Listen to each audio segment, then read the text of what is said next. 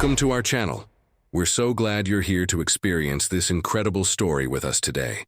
As we dive into the world of bravery, discipline, and unforgettable moments, we'd love to know where you're watching from. Leave us a comment below.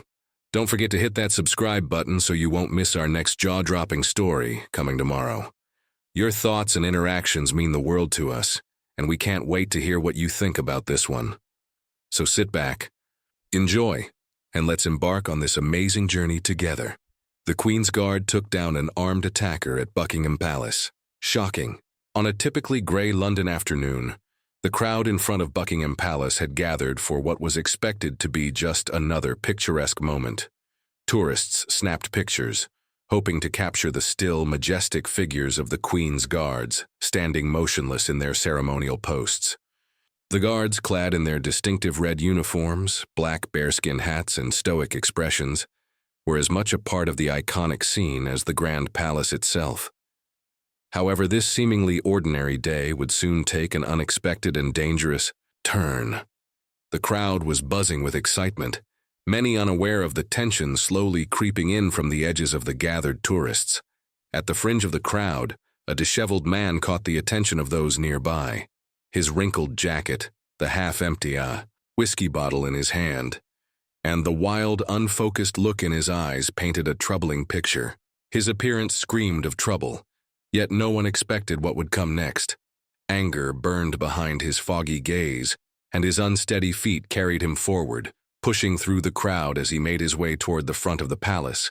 As he neared the security line, some tourists shot concerned glances at him, but his erratic movements suggested a sense of purpose rather than confusion.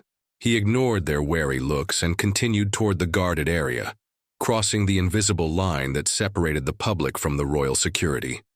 The onlookers were still unaware of the gravity of the situation, thinking perhaps this was yet another bizarre, drunken outburst typical of a few reckless individuals on any given day. But the man was not simply here to shout or make a scene. He had a far more sinister plan in mind. Without warning, he reached into his coat and pulled out a gun, the cold metal glinting under the dim London sky. Gasps ripped through the crowd, as the air was thick with tension. Some screamed in terror, others stumbled back in panic, their hearts racing. The gun was pointed directly at the chest of one of the guards, a young man who had stood his ground at the front of the formation, completely unaware that his routine watch had just turned into a life-or-death moment. Time seemed to freeze. The world around the guard seemed to blur as the trembling hand of the attacker held the weapon steady, aimed with deadly intent. But despite the immediate danger, the guard did not flinch. His years of grueling training kicked in instantly, and, in a split second, his body moved with the precision that only the royal guard could embody. His instincts took over as he tilted his head away from the line of fire, avoiding the weapon's trajectory. With forceful precision, he slammed his rifle into the assailant's arm, knocking the gun from his grasp. The weapon clattered to the ground, its metallic sound echoing across the cobblestone pavement. In that moment, the crowd froze in disbelief.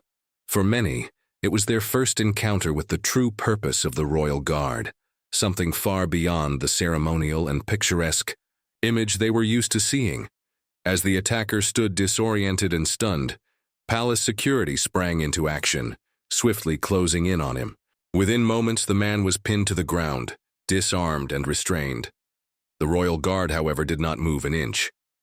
With the same stoic discipline he had been trained for, the guard stepped back into position, his posture returning to its immaculate form, as if nothing had happened. It was as if the entire event had never occurred, and in the blink of an eye, the guard was standing tall again, his unwavering gaze scanning the area to ensure the safety of all those around him. He did not speak, did not show any sign of relief or fear, but instead he remained exactly where he was supposed to be, a living embodiment of the Royal Guard's role as protectors of the monarchy. The police arrived swiftly, securing the scene, and escorting the subdued attacker away, his face twisted in regret and fear. The tourists, still in shock, began to record the event, their hands trembling as they struggled to process the gravity of what they had just witnessed. For many, it was a moment they would never forget. One person, speaking quietly to their companion, whispered, "The guards don't play around." And for the first time, the crowd understood the full truth behind that statement. This was not just a ceremonial figure. It was a fierce protector, standing guard against the threats of the real world. And as the crowd began to disperse, a sense of respect lingered in the air. The tourists, some of whom had initially come for a photo op or souvenir, now left with a deeper understanding of the Royal Guard's true role in defending the crown and the country. It was a moment that transcended duty, a demonstration of bravery, discipline, and the unshakable commitment to service. As the square slowly emptied, the last remnants of the day's spectacle remained in the air, the echo of courage reverberating in the hearts of those who had witnessed the scene unfold. As the gun clattered across the stone pavement, the crowd stood frozen, their eyes wide with disbelief. The chaos that had unfolded moments earlier now hung in the air like a thick fog. People stumbled back, unsure of what to do next. Some were still processing what had just happened. Was this a dream? A nightmare? The Royal Guard, Sergeant Thomas Clark, stood unwavering as ever, his eyes sharp and focused, his posture impeccable. To the onlookers, it was as though nothing had changed. But inside, Clark's heart was racing. The danger had passed, but his training was far from over. The moment the weapon was out of his grasp, the attacker, now disoriented and panicked, stumbled back, confusion written across his face. His eyes darted around wildly, but before he could regain his footing, the palace security had already surged forward, their swift, calculated movements taking control of the situation. In a blur of uniforms and forceful actions, they tackled the assailant to the ground, securing him with the precision that only years of preparation could create.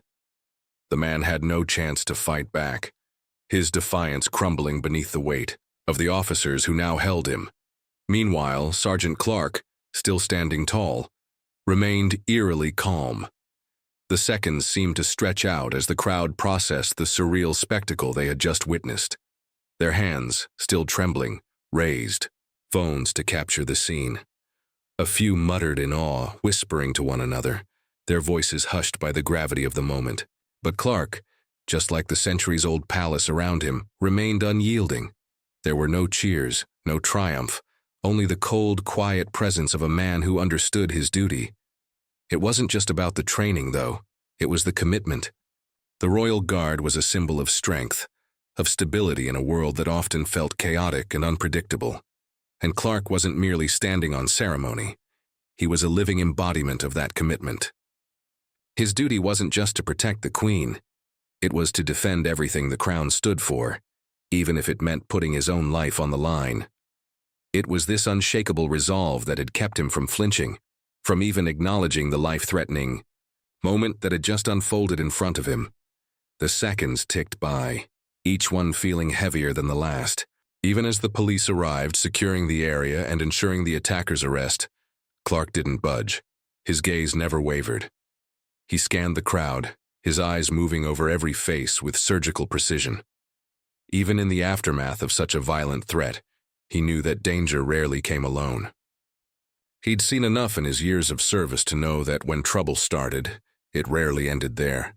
A subtle nod to his fellow guards was all he gave, a silent, reassuring signal that the situation was under control, that the palace was once again secure.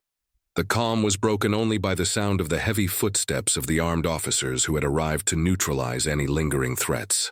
But for Clark, everything had already fallen back into place. His rifle, still cradled in his hands, was steady, and his stance was perfect once again. The uniform, though slightly disheveled from the scuffle, still gleamed in the pale light of the afternoon. As the attacker was dragged away, his face twisted with regret and fear, the crowd began to disperse. They were no longer taking pictures, no longer laughing or chatting.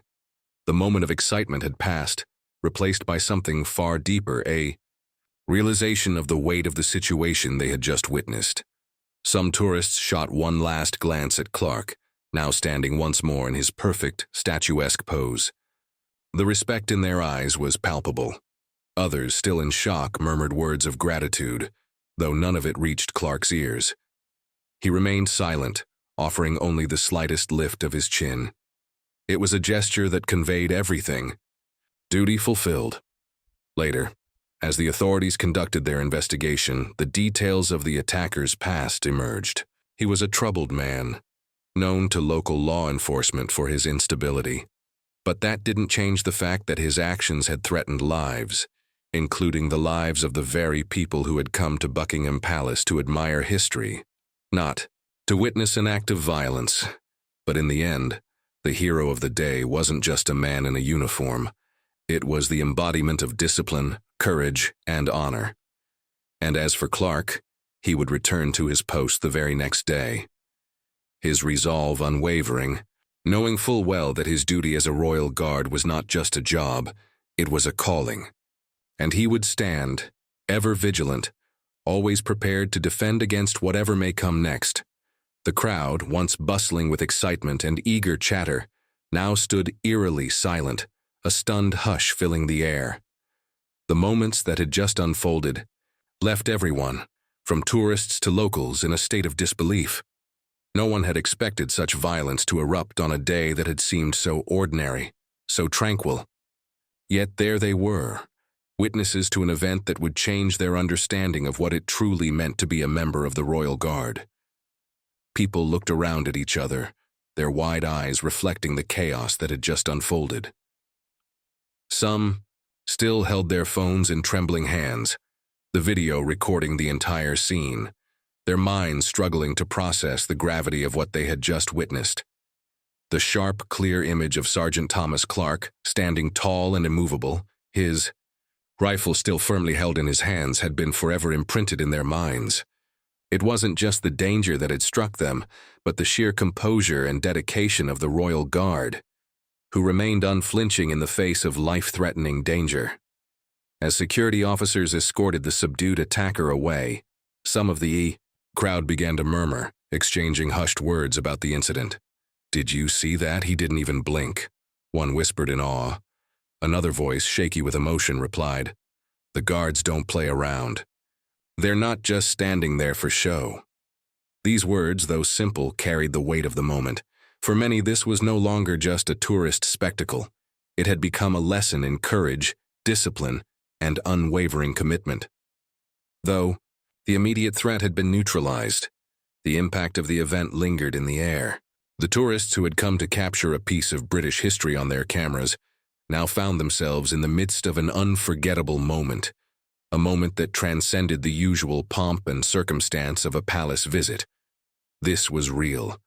This was the reality of being a protector of the crown, a reality that demanded more than just ceremonial perfection. It demanded sacrifice, presence, and the ability to stand firm when the world around you collapsed into chaos. Sergeant Clark, meanwhile, remained as stoic as ever. His mind, trained for situations like this, was already analyzing the next steps. He knew the risk wasn't over. Danger often comes in unexpected waves, and even though the immediate threat had been handled, there was no room for complacency. His eyes scanned the crowd with calculated precision, the years of military discipline now fully engaged. He knew that every move, every glance, could be the one that revealed the next danger. His stance never wavered. His gaze, sharp and unblinking, moved over the faces in the crowd, assessing, evaluating. His quiet vigilance was a testament to the years of preparation he had undergone. Being a royal guard was more than just standing still. It was about being ready for anything at a moment's notice. Clark knew this better than anyone. He had been trained for situations like this, to remain calm under pressure, to act without hesitation when duty called. And even as the crowd began to disperse, his responsibility didn't end. His job was to ensure the security of the palace, the royal family, and every person within its walls, no matter the cost. The police arrived shortly after, securing the area and ensuring that all was calm. But for Sergeant Clark, there was no time to relax, no time to breathe a sigh of relief. He stood at attention, his focus unwavering. It wasn't until the authorities had the situation completely under control that he allowed himself a brief, measured breath. Only then did he shift slightly, his eyes momentarily softening as he acknowledged the safety of the area. But even then, it wasn't a moment of celebration or triumph. It was simply a moment of duty fulfilled, of a task completed, with the highest level of professionalism. As the attacker was taken away, his fate sealed by the law, the crowd slowly began to disperse. Some of them, still in shock, offered Clark quiet words of thanks, their voices barely audible in the vast expanse of the palace square. But the royal guard, bound by the strictest of protocols, remained silent. His duty had been to protect, not to seek praise or recognition. A subtle lift of his chin was all he gave in return, a gesture that spoke volumes to those who understood the gravity of the moment. For Sergeant Clark, this would not be the defining moment of his service. It would not be the moment that he looked back on with pride.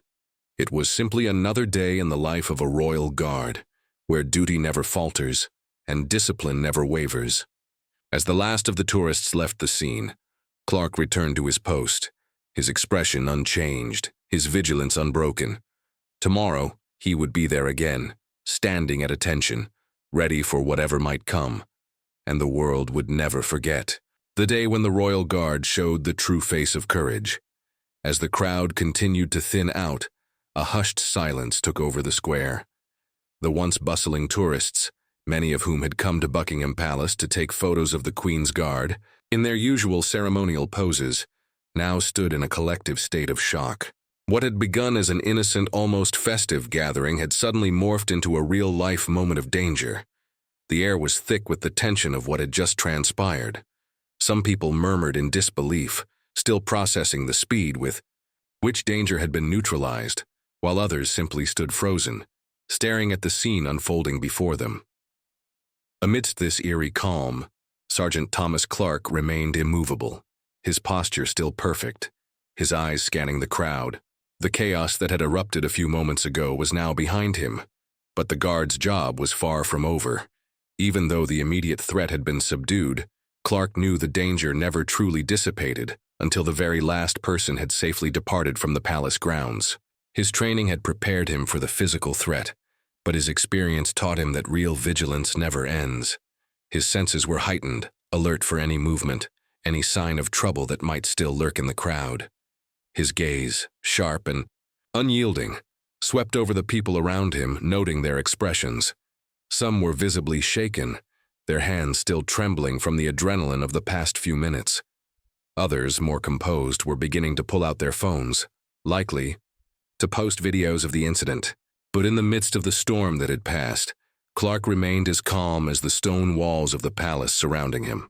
His years of discipline had trained him not to be distracted by the chaos of the world, not to react to the noise, but to focus on the duty at hand.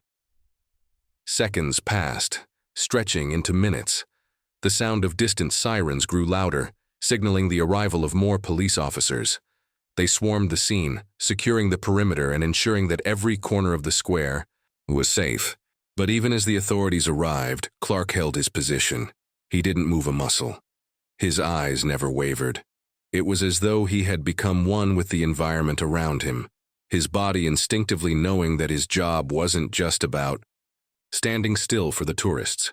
It was about remaining vigilant, about being ready for anything. This was the true face of the Royal Guard, an embodiment of discipline, courage, and unwavering commitment. Despite the officers' swift actions, Clark remained on high alert. His mind was racing, but his face remained a mask of calm. His training had ingrained in him the understanding that danger often comes in waves, and even though this initial threat had been neutralized, it was crucial to stay vigilant.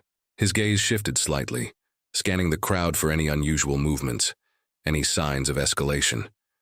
Every person who moved in the crowd became a potential risk, every shift in the air an indicator of a change. This wasn't just ceremonial. It was about protecting the royal family, the nation, and every soul within the palace walls. Clark's attention remained sharp as he watched the officers handle the situation, his body tense with readiness. The attacker was soon in the hands of the law, his disheveled appearance and wild eyes now restrained beneath the weight of justice. His face, once filled with aggression, was now twisted in fear and regret as he was escorted away by the authorities. The police moved in swift, efficient motions, ensuring the threat was completely neutralized. But for Clark, none of that mattered. His focus remained on the crowd and the potential dangers that might still be lurking. Finally, as the last of the officers left the scene, Clark allowed himself a small, controlled breath. He had done his duty, and now, as the chaos slowly ebbed, he relaxed his stance just enough to signal to his fellow guards that all was secure. It was a subtle gesture, nothing more than a nod, but it was enough. The message was clear. Everything was under control. The security of Buckingham Palace and the lives within it were safe once more. For Clark, this was simply another day in the life of a royal guard. There would be no celebrations, no cheers of victory. His duty wasn't about recognition. It was about service. And with his job complete, he returned to his post, standing tall and resolute, ready for whatever might come next.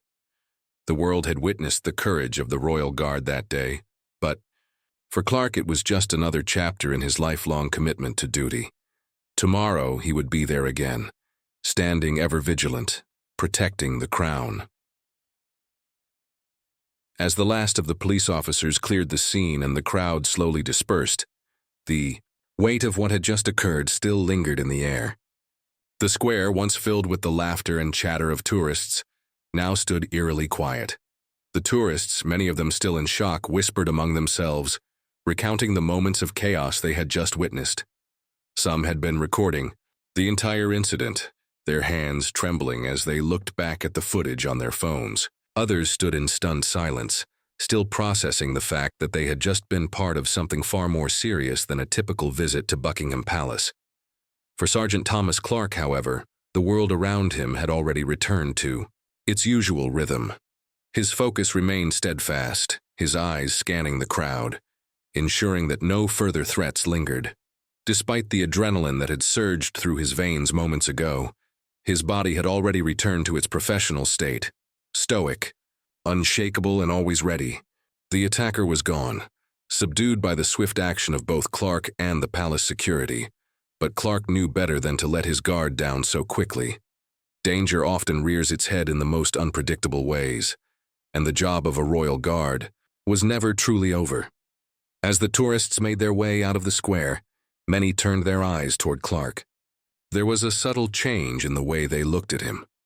No longer just a figure of ceremony, standing motionless, but a living embodiment of protection, of courage, and of unyielding discipline. The man they had just witnessed defuse a potentially deadly situation had done so without a single word, without flinching or showing any sign of fear. To the tourists, Clark was no longer just part of the backdrop of London's grandeur. He was a hero in his own quiet, humble way. A few brave souls walked up to him, offering a quiet nod or a murmured, "Thank you," their faces reflecting the respect they now felt for the royal guard. Clark, ever the professional, offered no response. He simply nodded in acknowledgement, his face as unreadable as ever. The protocols of the royal guard were strict, and engaging with the public in such a personal manner was not part of the duty. His task had been to protect, not to seek admiration. Yet for those who had witnessed the incident, Clark's silent acknowledgement was enough. It spoke volumes more than words ever could. As the square began to clear, the sound of distant footsteps could be heard as the last of the tourists trickled out. The bustling city of London slowly resumed its usual pace, and yet, for those who had witnessed the events unfold, it was a moment they would never forget.